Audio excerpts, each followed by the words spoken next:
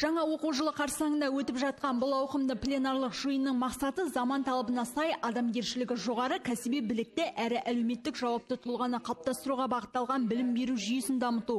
Мұнда қала аудан орталығынан келген мамандар жиналды. Панельдік сессия отырысына жалпы аудандан қалалық білім беру ұйымдарынан 100-ден аса мектеп директорының тәрбие орынбасарлары қатысуда.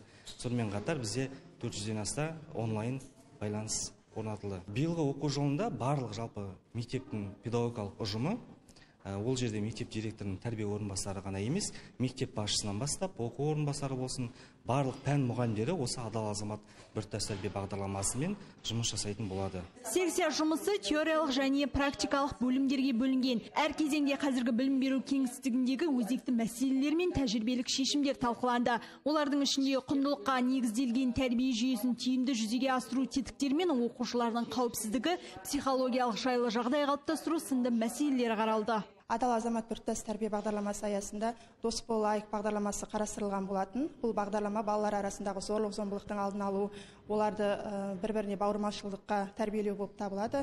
Және де ұлттық құндылықтарды балдардың бойына насихаттау, жалпы құндылықтарды бойына сіңіретін, әділетті, жауапкершілікті сезінетін балаларды тәрбиелеу жолында осындай іс-шаралар атқарылады. Жалпы мен тәрбие орынбасары қызметінде жүргелі осы балалар мен жасөспірімдермен бірге жұмыс жасап келемін. Оларды адалдыққа, жалпы патриотты тұлға етіп тәрбиелеуге өз үлесімді қосамын. Сапалы тәрбиемен, саналы біліммен қамтамасыз етуде мектептің үштігінің жұмысы өте маңызды рөл атқарады.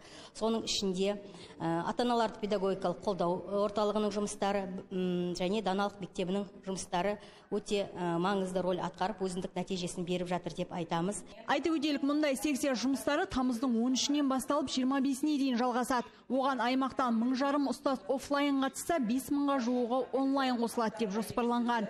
Ботагөз Сахитжанова, Самат Қалекенов, Ақтөбе телеарнасы.